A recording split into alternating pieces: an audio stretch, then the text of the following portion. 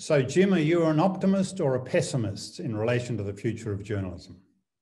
Well, Peter, I'm an optimist. I think the best is yet to come in a lot of ways. I think the fact that news is more important than ever. There's more news, more information out there than ever before.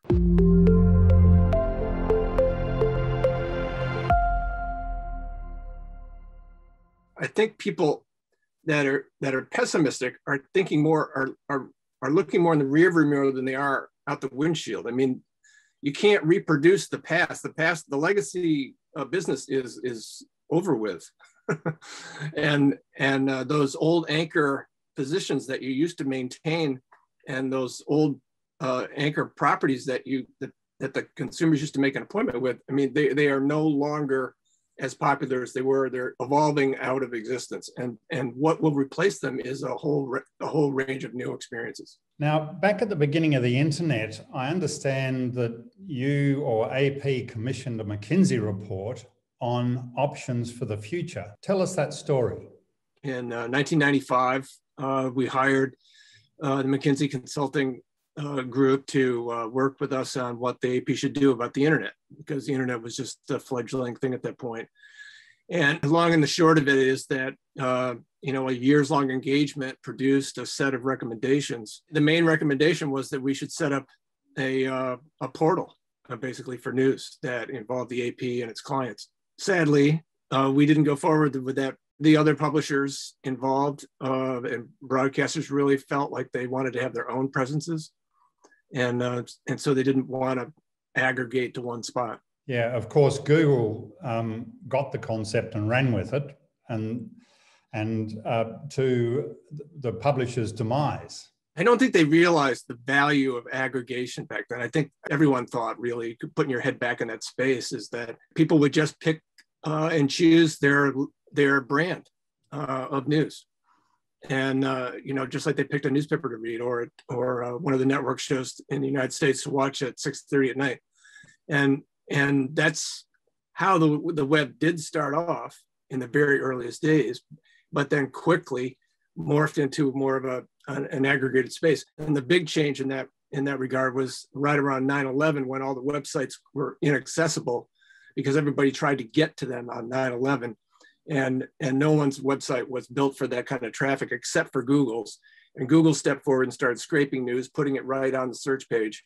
And a couple months later, Google News was born, and off we went.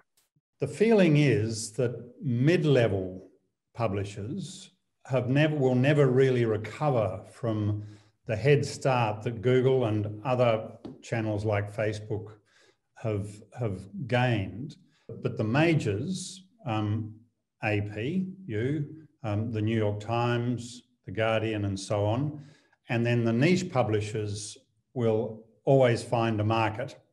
But papers like the Australian and the Sydney Morning Herald and the Age in Australia will really struggle. Do you share that view?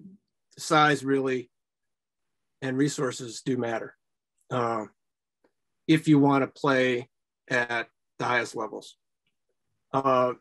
What we're seeing evolve in the digital space, I think, is an increasing fragmentation of the news space, diving deep instead of going broad. So they're taking up specific spots. It could be very hyper local. It could be topical, but it's not the kind of broad franchise that newspapers used to offer. The all-in-one package that you started the day with or you ended the day with. And I think that's what people have to now adjust to. And the audience is not coming to you if you're a mid-size a mid-size news site in the United States. More than likely, much of your traffic is coming from search and social. So people are coming in and out, and they're not making an appointment, quote unquote, with the site like they used to make an appointment with the newspaper. And so you've got to figure out what that means for your strategy. Does it mean that you're going to really go local and topical and go deep and not worry about the national news and international news? Maybe so. You'd be watching closely what those mid-sized papers are doing, particularly in the United States. Are you seeing successful ways that mid-sized papers are adjusting? Well, in some cases, they're having multiple strategies. So they're designing their print and what they call their e-editions or their digital replicas that people could download to an iPad, for instance. They're playing one game with those. That's more like the traditional game, front to back. Here's the news. But then on the website or the app, they're taking more a narrower approach where they're focusing on breaking news. They're focusing on the kinds of stories that they can produce that no one else can. And then in other cases, we've seen some cities, Detroit, Michigan, in the United States, for instance, where some of the larger players, the two newspapers, are working with startups in the same geographic area and sharing information across an ecosystem. And so we're dividing up the workload and doing what each one is good at. So I think you might see some of that evolve as well. Given that your task is to be a bit of a futurist, where do you think we're going to land in 10 to 15 years? Well, I think it's going to be a much more multimedia driven thing for number one. So people are going to consume news across all the media types, including to come virtual VR and AR, virtual reality and augmented reality. Even the funny goggles.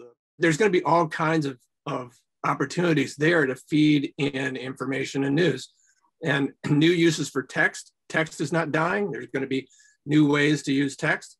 Photos, of course, are always going to be important, and multiple views of an event, not just the photo, but many photos. And of course, video. How do you make video smart? How do you edit it really quick? How do you transcribe it really quickly? So when I say I'm optimistic about that. I'm optimistic about all that opportunity. But I think there's going to have to be some serious thought to how the journalist training, maybe third parties who do nothing but that, to try to because we got to maintain the standards of the profession, and you don't get to be a journalist just because you call yourself one and start a newsletter. I don't think you'll be aware of this, but the Alliance for Journalist Freedom is pushing for a certification program for journalists in Australia. Its purpose is very close to what you've just described. Would you subscribe to some kind of a certification or accreditation process? Well, we're actually looking at that. One of the things that the AP does, it's for decades, is had a style book, right? And what we're looking at right now is there an opportunity to create a certification program around the style book? Perhaps not all the way to certifying whether you're a journalist or not, but certifying whether you are proficient.